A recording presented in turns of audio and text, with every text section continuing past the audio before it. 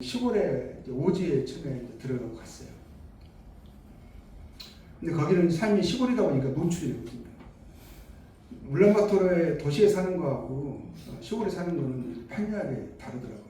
울란바토르는 서울처럼 한국에 사는 것처럼 그냥 아파트 문만 들어가 버리면 그냥 이웃과의 단절이에요. 그대로 우리 삶을 10년 살아도 20년 살아도 알 수가 없어요. 근데 시골은 이 사람들이 수시로 집에 들어오거든요. 지나가다 그냥 집에 들어가요. 그 외국 사람이 저희들밖에 없었어요. 처음에 저희들밖에 없으니까 사람들이 우리들에 대한 관심이 많아요. 이 사람들은 뭐 그때 우리가 아주 오래된 얘기잖아요. 제가 7년대에 몽골에 갔고 2000년에 시골에 들어갔거든요. 그때 이제 몽골은 아주 상황이 열악했었고, 그리고 그때도 뭐 지금은 말할 것도 없지만 그때는 많은 사람들이 꿈이 시골 사람들은 울란바토르로 가는 것이었고, 그 몽골 사람 울란바토르에서 좀 배우고 좀 능력 있는 사람들은 한국 가는 게 꿈이었었어요. 근데 저희들은 한국 사람이 울란바토르에 있는 게 아니라 시골에 차로, 그때는 지금 도로가 뚫려가지고 이제 차로 이제 왔다 갔다 합니다. 그래도 가면 한 6시간 걸리고 막 이러거든요. 근데 저희 때는 제가 나침반을 가지고 다녔어요. 지도를. 도로가 없었어요. 그리고 그러다 보니까 길도 막 한 2, 3년 다닐 동안은 똑같은 길을 한 번도 가본 적이 없던 것 같아요. 이게 어떨 때는 길을 제가 지금 러시아에 있는지 중국에 있는지 막 그럴 때도 많았어요. 아무리 가도 똑같은 길이 안 나오니까 그럴 때는 다시 나침반을 지도를 놓고 나침반을 놓고 방향만 보고 가고 이랬습니다. 그런 시골에 살았거든요. 그때 몽골은 또 어떤 말이 쓰냐면 20세기와 13세기가 공존한다는 말이 있었어요. 울란바토르 20세기는 그때만 핸드폰도 나오고 막 이랬거든요. 풍부의 무전기 같은 거 있잖아요. 근데 시골에서는 말 타고 다니고요. 그리고 저희 교회도 나중에 제 시골에 교회가 세워졌거든요. 성도들이 마당에 차가 있는 게 아니라 말이 걸려 있었어요. 메어져 있고 이랬었어요. 그리고 열려올 때도 소똥 말린 거 떼고 막 이러거든요. 그러니까 완전히 밤만 해만 떨어지면 잠자는 거고 해 뜨면 일어나는 거, 이런 13세기가 공존한다는 말이 그런 거였거든요. 시골에 사니까 사람들이 외국 사람이 거기 와서 사는 거예요. 한국 사람이. 그것도 울란바토르에 있는 게 아니라 시골까지 내려오는 거예요. 이 사람 처음에 이해를 못했어요. 그래서 그때 이제 KGB가 있었거든요. KGB들이 왜냐면 그 공산주의였었으니까 그때도 공산주의 잔재가 많이 남아 있었거든요. 그러니까 KGB들이 와가지고 쟤들이 이 사람 틀림없이 그냥 그 기독교를 전하는 그런 것을 막 감시하고 그랬었어요. 그러면 항상 저희들한테 그랬고, 너희들이 전도하면 안 된다. 그것을 저희들은 이제 농업 프로젝트를 가지고 들어갔거든요. 그 사람들에게 식생활의 개선을 위해서. 왜냐하면 이 사람들이 고기만 먹거든요. 채소를 안 먹고. 그러다 보니 건강상에 문제가 많아요. 그래서 나라에서도 막 녹색혁명이라 그래가지고 채소 먹기 장려 운동을 하고, 그래서 채소 먹으라고 막 권장을 하는 그런 시기였었어요.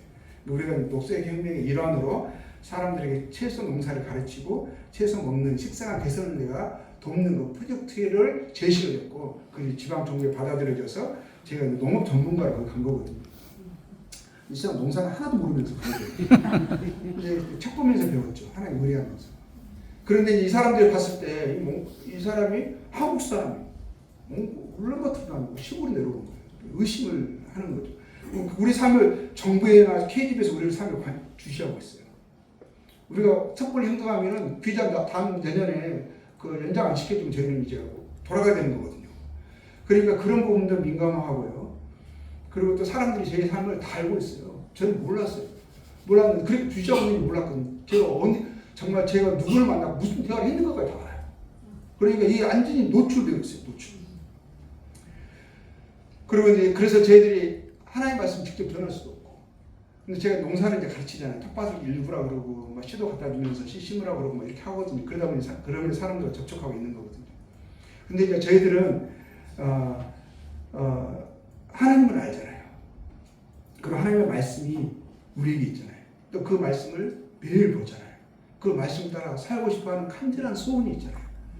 그 말씀을 따라 살고 싶어하는 그 나의 소원을 방해하는 육신적인 요소들이 나에게 정말 역동적으로 움직이지만 저희들이 그것을 거절하려고 하는 강한 이 소욕이 있어요. 성령의 소욕이 있습니다.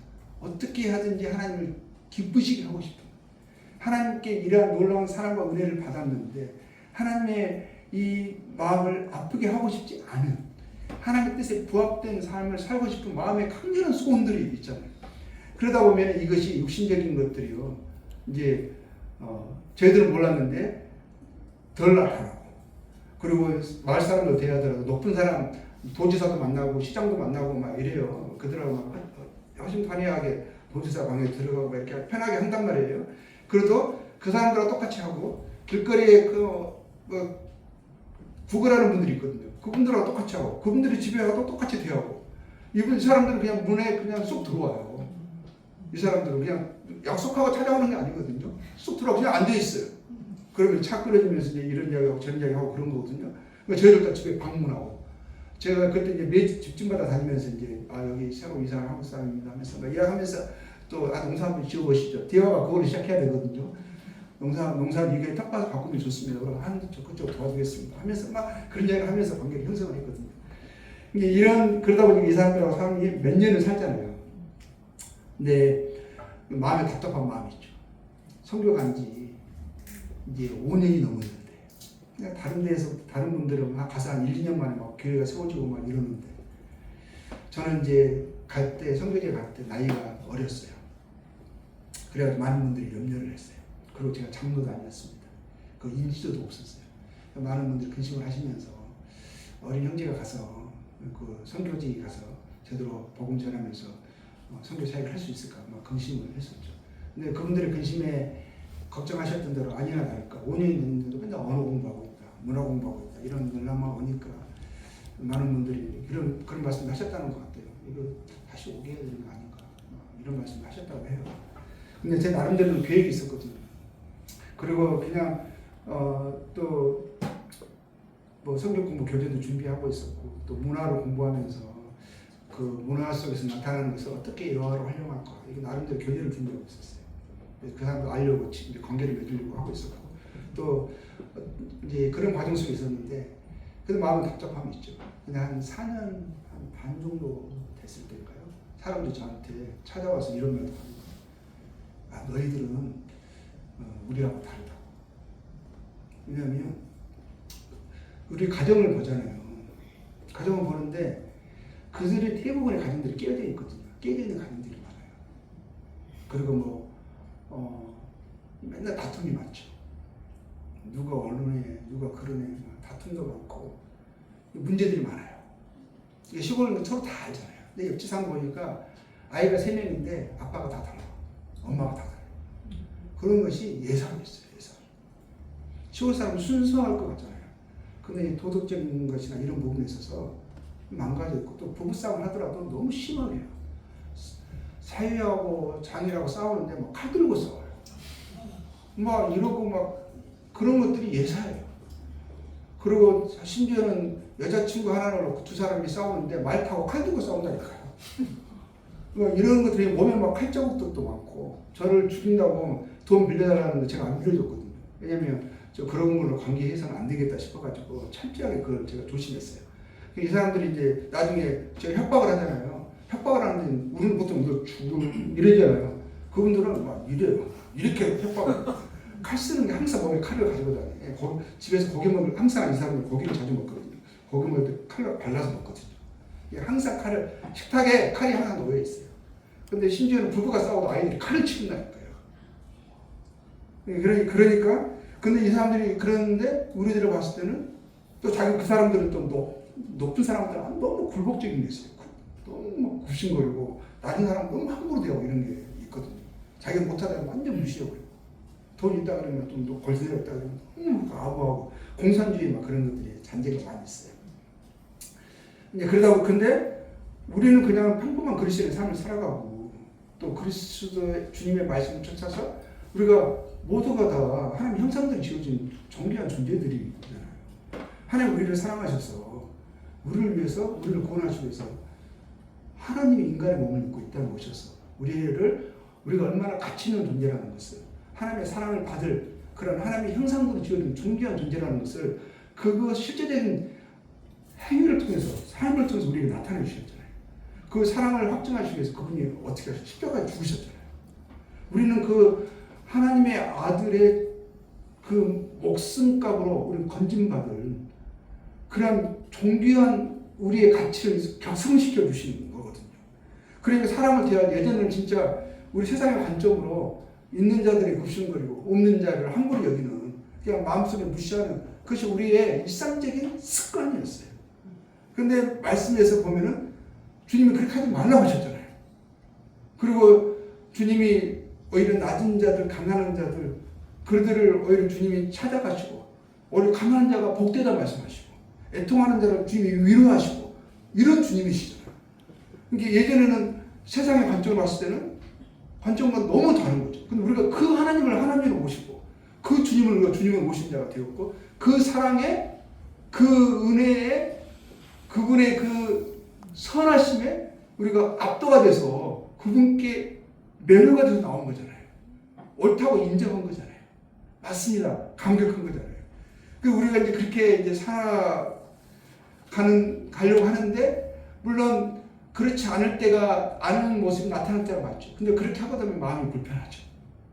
힘들어요. 그러면 또 그 마음에 주님이 또 마음을 이렇게 또 우리가 회개하고 또 다시 그런 삶에서 벗어나려고 또 하나님의 은혜를 구하고 하다 보면 우리도 그렇게 매일 어떻게 보면 매일 씻고 다시 마음을 새롭게 하고 이런 것들이 계속 우리의 삶의 일상이잖아요. 그런데 우리도 모르는 사이에 우리가 변화되어 가고 있어요. 그들이 근데 어둠이 짙은 곳에는 우리나라에서는 별이 잘 안 보여요. 특히 서울 같은 데 도시에서는 안 보이잖아요. 근데 없어서 안 보이는 게 아니거든요. 빛들이 주변에 너무 많아서 안 보이는 거예요. 근데 제 몽골 시골 저희 집에서 딱 제 화장실 밖에 있었거든요. 화장실 가려고 제 마당이 엄청 컸어요. 그냥 제가 그 마당에 한쪽에 큰 비닐하우스 치고 또 텃밭을 가꾸고 제가 직접 실행하면서 사람들 보여주는 거거든요. 제 오픈하우스 해가 사람들 와서 보게 하고 이렇게 농사 지어야 된다 가르쳐주고 막 이렇게 했거든요. 그러니까 마당이 되게 컸어요. 저희 집에서 마당 집은 되게 조그만 했었어요. 치면 8m 했었거든요. 8m. 근데 마당 제 집에서 나와가지고 화장실에 가려면 자전거 타고 갔어요. 우리 애들 자전거 타고 가는 거예요. 한참 걸려요. 가다가 중간에 급할 때 가면 중간에 위험할 수 있어요. 그렇게 멀거든요. 근데 이제 그런데 이제 우리가 이제 그런 집에서 이제 우리가 사는데 사람들이 이제 우리가 그런 사람들 집에 제일 오고 그런단 말이에요. 사람들이 저한테 이제 뭐라고 이제 하냐면 이제 4년 반 지나고 나서 너희는 우리가 다르다 그러는 거예요. 왜냐면 어둠이 짙은 곳에 그러니까 우리가 그만하려고 했다. 우리가 마당에서 탁 나오잖아요. 하늘을 딱 보잖아요. 화장실 가려고 하늘을 딱 보는 순간 뭐냐 처음엔 제가 구름인 줄 알았어요. 이 밤하늘에 구름이 껴있지 이런 줄 알았어요. 나중에 그게 은하수였었어요. 별이 쏟아져요. 몽골에 시골에 가서 많은 분들이 제일 감동받는 것 중에 하나가 이 별이 많거든요. 그러니까 어둠이 짙은 곳에는 작은 빛도 크게 비치는 거예요. 저의 삶이 뭐 특별히 했겠습니까? 그냥 내 마음속의 소원은 그냥 이 주님을 사랑하고 주님으로 저희들이 알고 주님의 말씀을 쫓아 살아가는 것이 복이고 그리고 그 말씀을 따라 주님 형상을 닮아가고 싶은 것들이 저희 소원이고 이러한 거잖아요. 근데 그러는 사이에 저희들도 모르게 다른 사람들에게는 빛이 될 거예요. 그리고 사람들이 뭐냐면 나중에 하나님을 찾아가 너 우리라고 다다 그러면서 자기들이 결론을 내렸대. 우리를 평가하면서 몇 년을 지켜본 거잖아요. 뭐라냐면 한국 사람들은 천성적으로 착한 사람들이래. 그런 말 하는 거예요. 너희 아이들도 너무 밝고 너무 부모 말씀도 잘 듣고 부부가 어떻게 이렇게 잘 살아 재밌게 이렇게 우리만 사는 거거든요. 그 다른 사람을 대할 때도 대하는 모습 속에 이 사람들이 하는 말이에요. 대하는 것도 뭐 그런 것이 똑같이 대하고 항상 친절하고 그리고 뭐 화내는 것도 이분들은 못 보고 막 이런 제 가정은 이제 주님 안에서 물론 체면은 좀 말다툼도 있고 막 이랬지만 말다툼이 아니죠. 우리가 대화하는 거죠. 우리 아이들도 나중에 그러더라고요. 엄마 아빠가 싸우는 거 한 번도 못 봤대요. 우리가 비밀리에 잘 싸웠나 봐요. 근데 이제 외부 사람들 봤을 때는 우리들의 모습을 통해서 이제 도전을 하는 거예요. 그래서 제가 그랬어요. 아니 그렇지 않다. 한국 사람이 천성적으로 착하지 않다. 우리 한국 사람 잘 알잖아요. 오히려 너희들도 순전하다. 그랬어요. 순진한 게 있다. 근데 너희가 우리에서 그렇게 좋게 봤다면 우리들이 착해서가 아니라 특별해서가 아니라 이것은 아마 우리가 믿는 하나님이 선하신 분이시고 그리고 그 하나님의 말씀을 쫓아 살려고 하는 매일 그 말씀을 보고 쫓아 살려고 합니다. 그래서 우리가 조금 다른 면을 봤나 보다. 그래서 근데 그분들은 뭐라고 하시는지 아세요? 그 하나님을 알려달래요. 자기들이 먼저 말한 거예요. 알려달라고 그러고 우리가 매일 보고 있는 그 성경을 가르쳐달래요. 그렇게 해서 5년 몽골에 가서 5년 만에 첫 성경 공부 그룹이 열린 거.